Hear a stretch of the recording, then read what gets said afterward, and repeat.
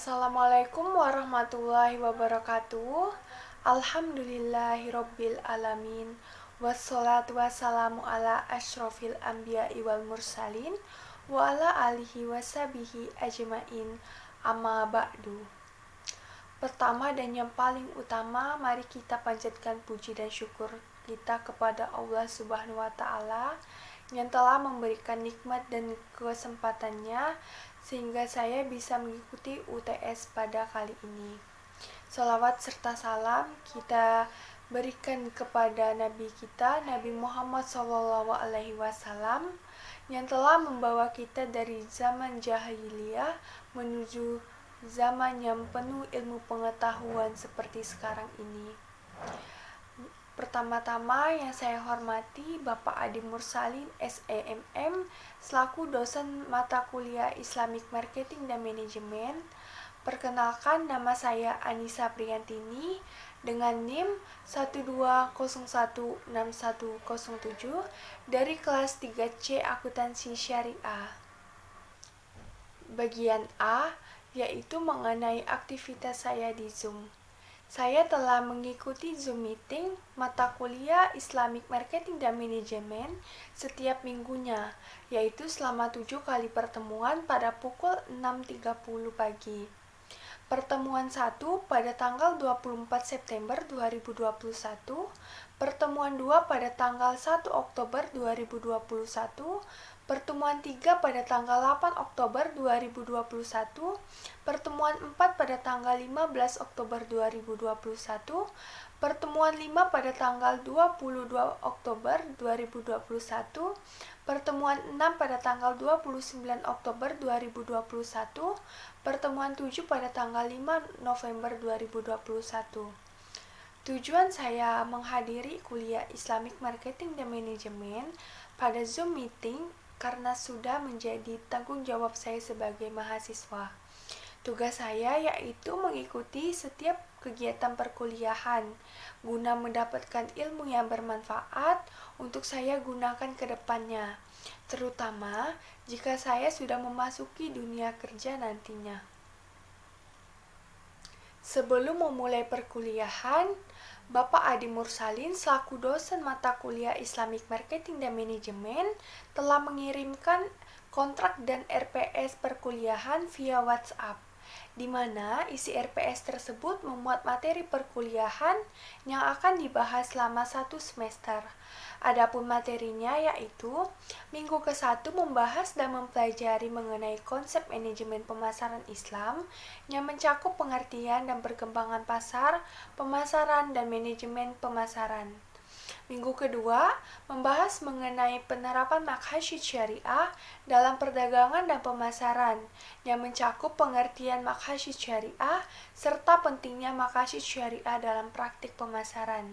Minggu ketiga, materi mengenai peran pemasaran dalam Islam yang mencakup mekanisme pasar, hisbah, dan pengawasan pasar, kekuatan pasar dalam Islam, keseimbangan pasar, dan ketidaksempurnaan pasar, serta peranan pemerintah dalam pasar. Minggu keempat, membahas tentang pengembangan strategi dan rencana pemasaran dalam Islam, yang mencakup perencanaan perusahaan dan strategi pemasaran, strategi pemasaran kepada pelanggan non-muslim, karakteristik produk, diferensiasi produk, Islamic branding, pengemasan, pelabelan, penjaminan, dan garansi, serta power marketing. Minggu kelima, membahas mengenai tabayun dalam lingkungan bisnis Islam yang mencakup sistem informasi pemasaran, lingkungan bisnis dalam Islam.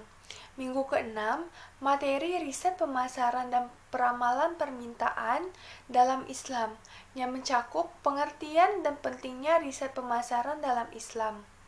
Minggu ketujuh, membahas dan mempelajari tentang nilai loyalitas dan kepuasan pelanggan dalam Islam yang mencakup tentang pengertian pelanggan dan nilai pelanggan, loyalitas pelanggan, kepuasan pelanggan, kualitas layanan dalam Islam, menumbuhkan hubungan pelanggan dan database pelanggan dan pemasaran. Setiap pertemuan, saya selalu membuat video record materi yang dibahas. Ada 7 video record materi yang saya upload ke YouTube. 1. Video record pertemuan dengan tema manajemen pemasaran syariah. Dalam video ini, saya membahas mengenai definisi pasar, yaitu tempat penawaran atau permintaan pelaku pasar untuk memperoleh atau menawarkan barang dan jasa sesuai dengan keinginannya. Selain itu, saya juga menjelaskan mengenai definisi pemasaran dalam perspektif syariah. Secara kesimpulan, memahami mengenai manajemen pemasaran merupakan sekumpulan aktivitas meliputi proses perencanaan, pengontrolan, serta analisis berkaitan dengan penjualan produk pada suatu perusahaan. Video record pertemuan 2 dengan tema Maqasid Syariah.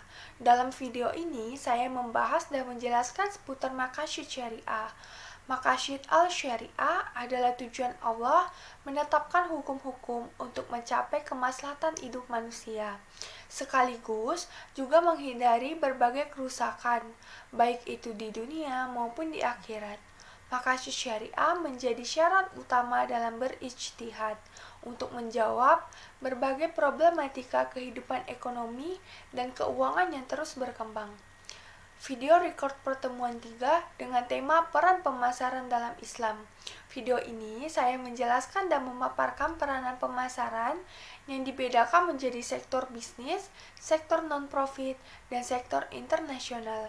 Dalam konsep Islam, mekanisme pasar yaitu penentuan permintaan dan penawaran haruslah terjadi secara sukarela. Prinsip pasar dalam Islam yaitu aridah, persaingan sehat, kejujuran, dan keterbukaan. Mekanisme pasar Islam dibedakan menjadi masa Rasulullah, masa Khalafaur Rasyidin, masa Bani Umayyah, dan masa Bani Abbasiyah. Video record pertemuan 4 dengan tema pengembangan strategi dan rencana pemasaran dalam Islam. Pada video ini, saya menjelaskan bahwa rencana merupakan arahan terhadap suatu kegiatan yang akan dijalankan untuk pencapaian tujuan. Surah di dalam Al-Quran yang menjelaskan tentang perencanaan adalah Quran Surah Al-Hasyr ayat 18. Dalam pengembangan strategi, saya menjelaskan jika diperlukan power marketing yang merupakan kekuatan sebuah perusahaan dalam memperkenalkan produk atau jasa agar diketahui oleh masyarakat. Video record pertemuan 5 dengan tema tabayun dalam lingkungan bisnis Islam. Dalam video ini, saya menjelaskan tentang pentingnya tabayun dalam kehidupan, terutama ketika melakukan pemasaran. Tabayun artinya mencari kejelasan tentang suatu masalah hingga jelas dan benar keadaannya. Secara istilah adalah meneliti dan menyeleksi berita, tidak tergesa-gesa dalam memutuskan masalah, baik dalam hal hukum, kebijaksanaan, dan sebagainya secara jelas. Dalam kehidupan pemasaran, seseorang akan selamat dari kesalahpahaman atau permusuhan, bahkan pertempuran darah antar sesama karena ia melakukan tabayun dengan baik dalam setiap aktivitas pemasarannya. Video record pertemuan 6 dengan tema riset pemasaran dalam Islam. Pada materi ini, saya menjelaskan mengenai pentingnya riset atau penelitian.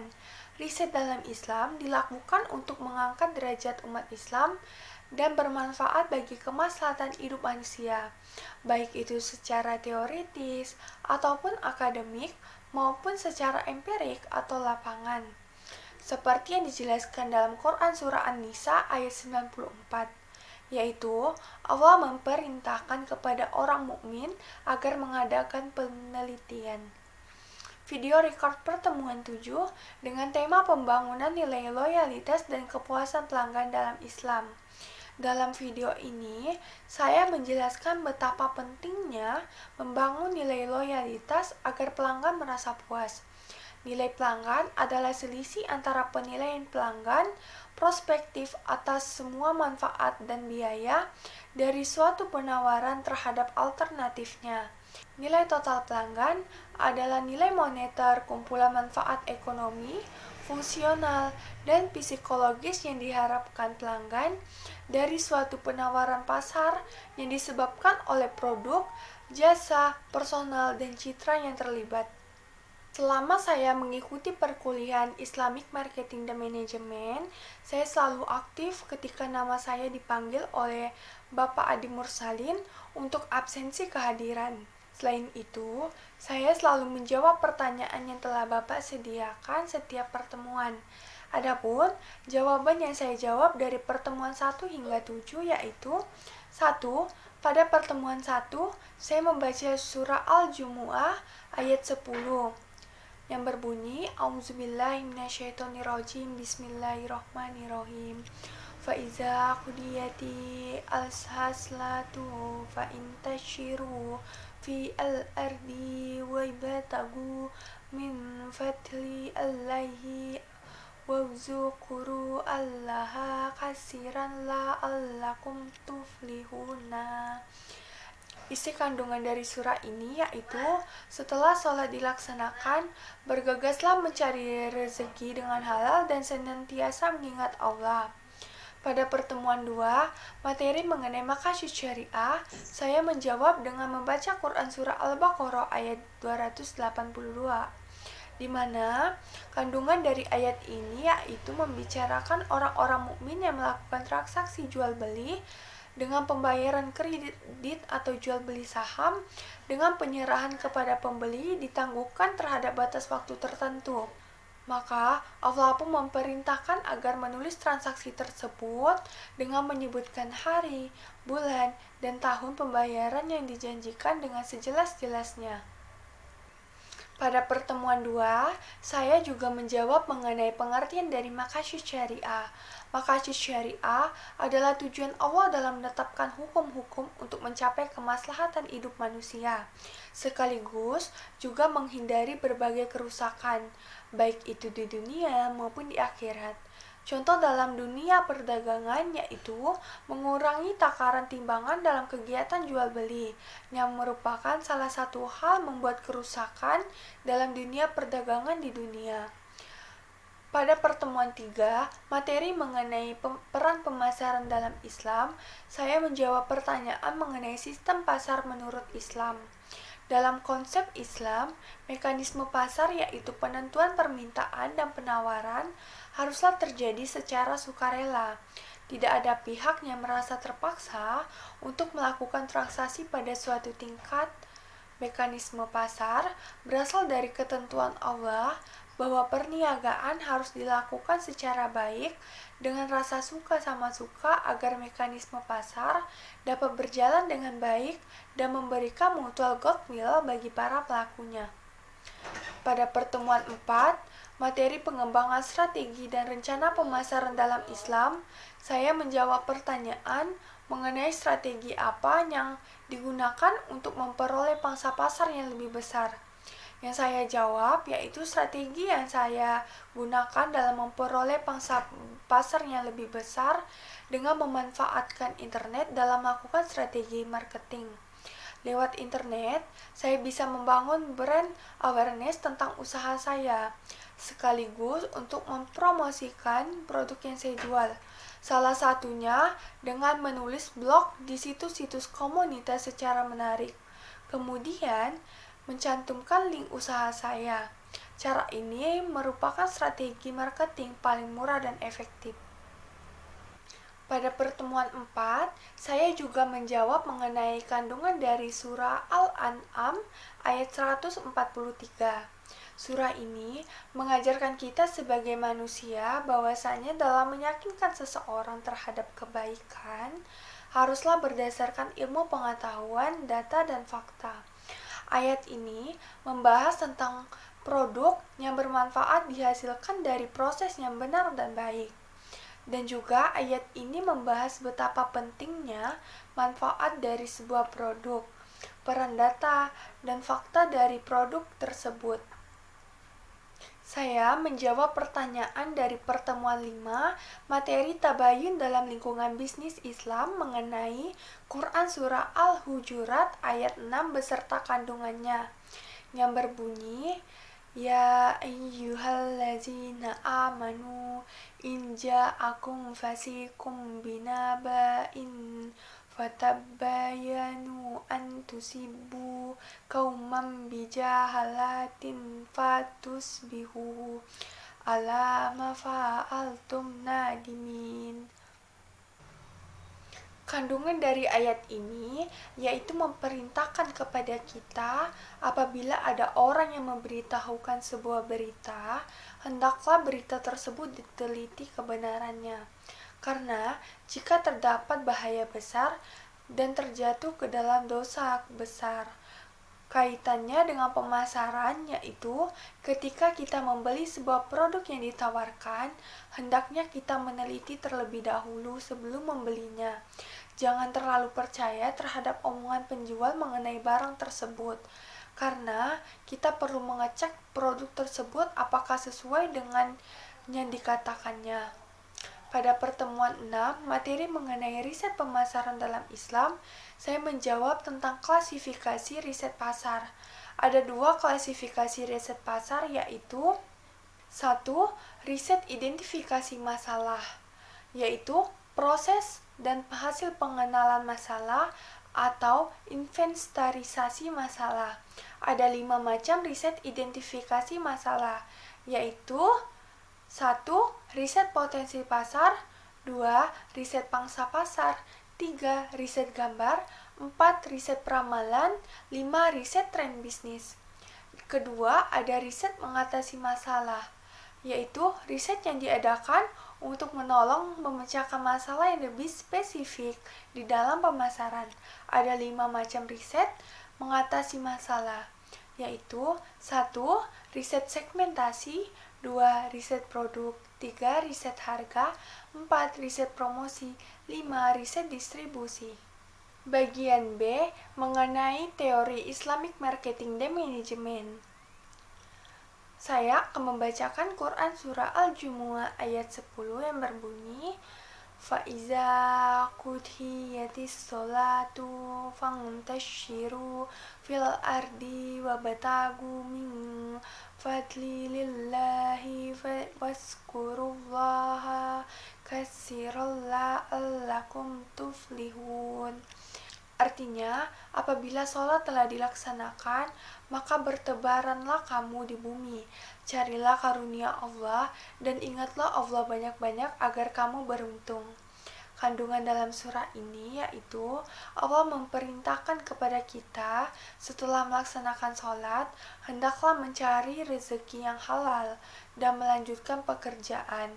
Allah memerintahkan untuk selalu mengingatnya dengan cara berzikir dan selalu bersyukur agar senantiasa beruntung baik di dunia maupun di akhirat.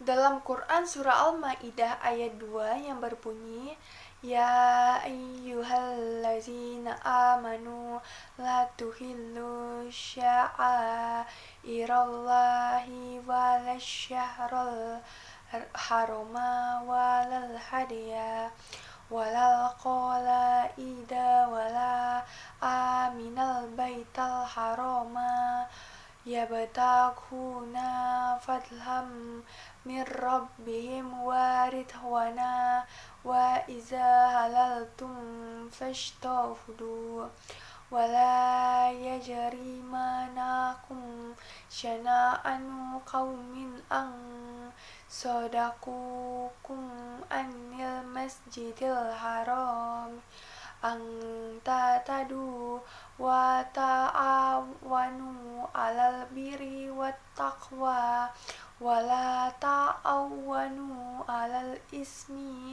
wal udwani wattaqullah innallaha syadidul iqab. Artinya, wahai orang-orang yang beriman, janganlah kamu melanggar syiar-syiar kesucian Allah dan jangan melanggar kehormatan bulan-bulan haram. Jangan mengganggu hadiyu, hewan-hewan kurban, dan kala id, hewan-hewan kurban yang diberi tanda. Dan jangan pula mengganggu orang-orang yang mengunjungi Baitul Haram. Mereka mencari karunia dan keridaan Tuhannya. Tetapi apabila kamu telah menyelesaikan ihram, maka bolehlah kamu berburu. Jangan sampai kebencianmu kepada suatu kaum karena mereka menghalang-halangimu dari Masjidil Haram, mendorongmu berbuat melampaui batas kepada mereka. Dan tolong-menolonglah kamu dalam mengerjakan kebajikan dan takwa. Dan jangan tolong-menolong dalam berbuat dosa dan permusuhan. Bertakwalah kepada Allah. Sungguh Allah sangat berat siksaannya.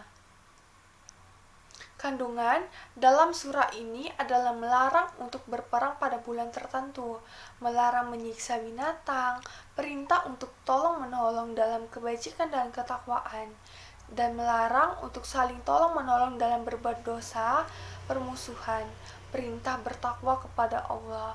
Hubungan dari kedua surah yang saya sebutkan tadi dengan pemasaran, yaitu ketika melakukan pemasaran harus saling tolong-menolong sesama pelanggan ataupun penjual. Sebagai umat, kita harus melakukan pemasaran yang halal dan tidak membawa kita dalam kemunkaran, contohnya berdagang. Dalam berdagang, hendaklah selalu mengingat Allah dengan berzikir, agar selalu diberi kemudahan dalam berjualan. Dalam pemasaran syariah, seluruh proses, baik itu proses penciptaan, penawaran, maupun perubahan nilai atau value, tidak boleh ada hal-hal yang bertentangan dengan akad dan prinsip-prinsip muamalah Islam. Sepanjang hal tersebut dapat dijamin dan penyimpangan prinsip-prinsip muamalah Islam tidak terjadi dalam suatu transaksi, maka bentuk transaksi apapun dalam pemasaran dapat diperbolehkan. Pemasaran dalam Islam adalah bentuk muamalah yang dibenarkan dalam Islam, sepanjang dalam segala proses transaksinya terpelihara dari hal-hal yang terlarang oleh Allah. Seperti yang tertuang dalam Quran Surah Al-Qasas ayat 77 yang menjelaskan bahwa segala harta yang dimiliki hanyalah sementara. Semestinya harta benda seorang manusia memiliki fungsi sosial untuk berzakat dan bersedekah. Hubungan dengan pemasaran adalah dalam pemasaran harus melakukan transaksi dengan adil dan halal. Jangan melakukan kecurangan hanya karena ingin kebahagiaan dunia, tetapi harus ingat bahwa ada kehidupan akhirat nantinya. Selain itu, firman Allah juga terdapat dalam Quran Surah Al-Baqarah ayat 275 yang menjelaskan bahwa Allah telah menghalalkan jual beli dan mengharamkan riba. Surat pernyataan mengenai Islam sebagai jiwa dalam bisnis dan pemasaran, menurut saya sangat setuju menanggapi hal tersebut. Karena kita ketahui dari dulu umat Islam telah melakukan kegiatan berdagang. Bahkan Nabi Muhammad adalah seorang pedagangan pada zamannya. Di dalam Al-Quran, berdagang juga merupakan kegiatan yang dianjurkan dalam Islam. Oleh sebab itu, Islam dari dulu tidak dapat dipisahkan dari bisnis dan pemasaran.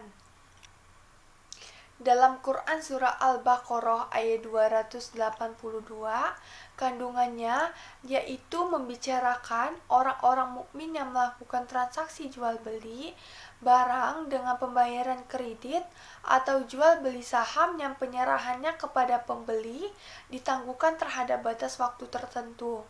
Maka Allah memerintahkan agar menulis transaksi tersebut dengan menyebutkan hari, bulan, dan tahun pembayaran yang dijanjikan dengan sejelas-jelasnya.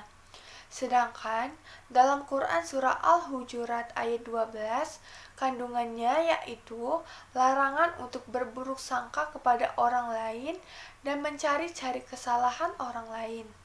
Karena hal tersebut, perumpamaan seperti orang yang suka memakan bangkai saudaranya sendiri.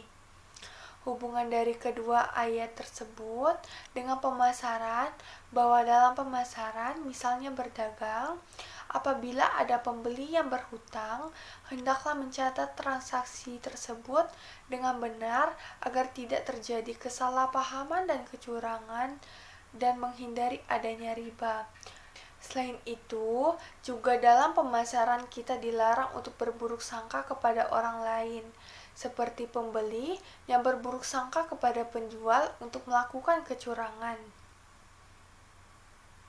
Maqasid al-syariah adalah tujuan Allah dalam menetapkan hukum-hukum untuk mencapai kemaslahatan hidup manusia, sekaligus juga untuk menghindari berbagai kerusakan, baik itu di dunia maupun di akhirat. Contoh dalam kegiatan perdagangan yaitu mengurangi takaran timbangan dalam kegiatan jual beli. Ini merupakan salah satu hal yang membuat kerusakan dalam dunia perdagangan di dunia. Maqasid al-syariah menduduki posisi yang sangat penting dalam merumuskan ekonomi syariah, menciptakan produk-produk perbankan dan keuangan syariah. Selain itu, juga untuk perdagangan.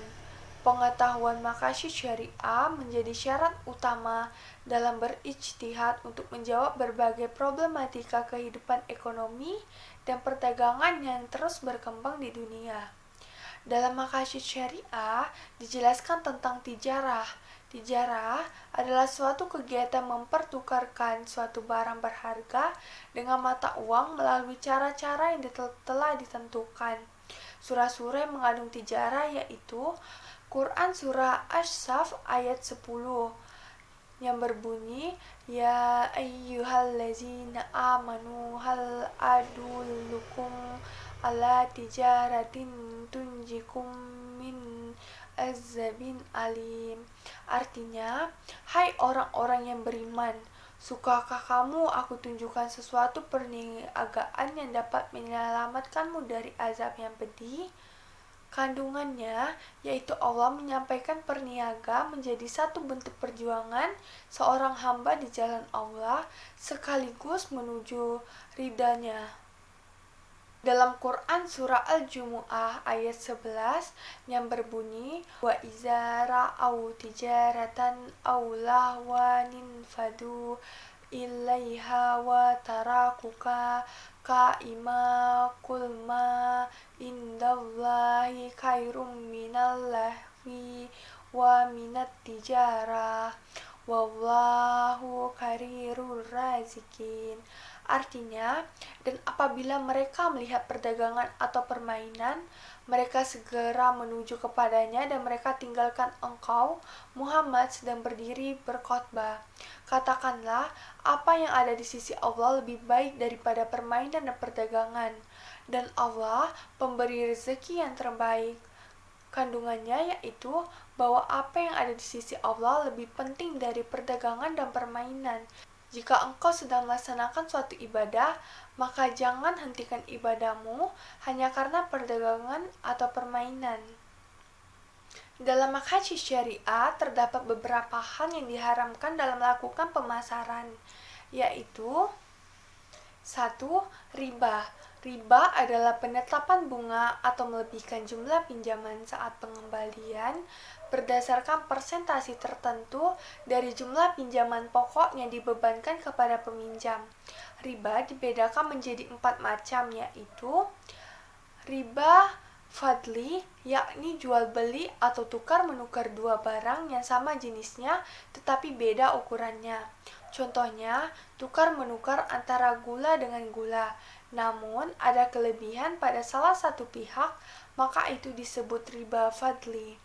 Riba qardi, yaitu riba yang dihasilkan oleh tambahan atas pengembalian pokok pinjaman yang disyariatkan kepada peminjam. Contohnya adalah rentenir yang meminjamkan uang 20 juta kepada peminjam. Kemudian, peminjam harus mengembalikannya sebesar 26 juta kepada rentenir tersebut. Riba nasi'ah, yaitu mengambil keuntungan karena proses pinjaman meminjam atau tukar menukar barang disebabkan adanya keterlambatan dalam masalah pembayaran. Contohnya, seseorang yang berhutang 10 juta mesti dibayar dalam jangka waktu tertentu yang telah ditetapkan, tetapi tidak terbayarkan olehnya pada waktu itu, maka bertambah besarlah jumlah hutangnya.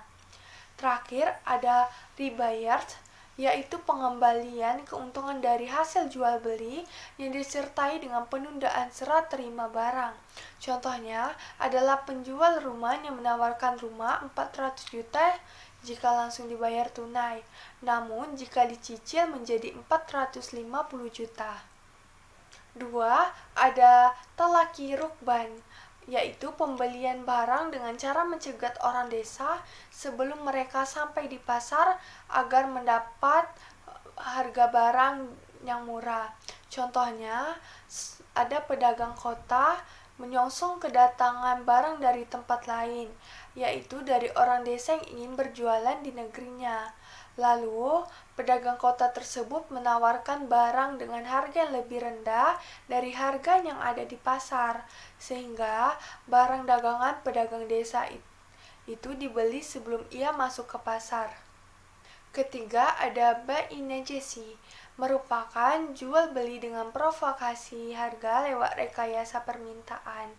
Bai najasi adalah rekayasa pasar. Keempat, ada tadlis. Tadlis merupakan tindakan di dalam transaksi di mana salah satu pihak tidak mengetahui informasi yang dimiliki oleh pihak lain, misalnya mengambil keuntungan secara diam-diam. Kelima, ada jual beli gharar, yaitu perdagangan tersebut semua jual beli yang transaksinya mengandung ketidakjelasan, pertaruhan, dan perjudian. Keenam, ada ikhtihar, adalah kegiatan ekonomi yang dilakukan oleh seorang pelaku ekonomi dengan menimbun suatu barang dengan tujuan mendapatkan keuntungan sebesar-besarnya tanpa melihat kesusahan dari orang lain. Peran pemasaran dalam Islam tidak jauh berbeda dengan peran pemasaran pada umumnya. Yang membedakannya hanyalah prinsip Islam dan ditunjukkan atas keridhaan Allah Subhanahu wa Ta'ala. Pentingnya pasar sebagai terjadinya jual beli bukan hanya dilihat dari fungsinya secara fisik, melainkan perlu memperhatikan aturan dan norma yang berlaku. Terkait dengan fungsinya, pasar menjadi tempat yang rentan terjadinya kecurangan dan ketidakadilan yang menzalimi pihak lain. Untuk itu, perlu adanya syariat terkait dengan pembentukan harga dan terjadinya transaksi di pasar untuk menghindari hal-hal yang tidak diinginkan. Dalam mengembangkan strategi pemasaran ada 4 hal yang disebut dengan 4P, yaitu 1. Produk. Produk adalah segala sesuatu yang dapat ditawarkan ke pasar untuk mendapatkan perhatian, dibeli, digunakan, atau dikonsumsi yang dapat memuaskan keinginan atau kebutuhan. Produk mempunyai 5 tingkatan, yaitu produk utama, produk generik, produk harapan, produk pelengkap, dan produk potensial. Kedua, ada harga. Harga merupakan satuan moneter atau ukuran lainnya, termasuk barang dan jasa, yang ditukarkan agar memperoleh hak kepemilikan atau penggunaan suatu barang atau jasa. Ketiga, ada tempat. Tempat adalah lokasi yang dituju, bagaimana saluran distribusinya, berapa banyak saluran, dan kondisi para penyalur yang diperlukan. Keempat, ada promosi. Promosi adalah semua kegiatan yang dimaksudkan untuk menyampaikan atau mengkomunikasikan suatu produk kepada pasar sasaran. Memasuki materi mengenai tabayun. Tabayun adalah mencari kejelasan tentang suatu masalah hingga jelas dan benar keadaannya. Tabayun sangat penting untuk ditanamkan karena ketika kita menerima sebuah informasi, harus mencari kebenarannya terlebih dahulu, agar tidak menimbulkan fitnah dan merugikan diri sendiri maupun orang lain. Bertabayun juga penting dalam pemasaran, karena Allah telah memperingatkan orang beriman tentang pentingnya tabayun terhadap suatu kabar berita merupakan kewajiban bagi kita semua. Sebab terkadang kabar berita yang kita terima kebenarannya tidak bisa dipertanggungjawabkan. Tabayun sangat penting untuk ditanamkan karena ketika menerima sebuah informasi harus mencari kebenarannya terlebih dahulu agar tidak menimbulkan fitnah dan merugikan orang lain. Tabayun telah diatur dalam Quran surah An-Nisa ayat 94 yang berbunyi, Ya ayyuhallazina amanu iza darabtum fi sabilillahi fatabayyanu wa la taqulu liman alqa ilaikum salama lasta mu'mina tabtakuna arhodhol hayatid dunya fa indallahi maghanimu kasira kadzalika kuntum min qablu famanallahu alaikum fatabayyanu innallaha kana bima ta'maluna khabira. Kandungan dari surah An-Nisa ayat 94 ini yaitu Allah memerintahkan kepada orang mukmin agar mengadakan penelitian lebih dahulu sebelum membunuh seseorang yang dianggapnya musuh. Jangan sampai membunuh seseorang yang telah beriman kepada Allah, apalagi jika pembunuhan itu dilakukan hanya karena keinginan untuk memiliki harta bendanya. Hubungannya dalam melakukan pemasaran, hendaknya kita melakukan riset terlebih dahulu.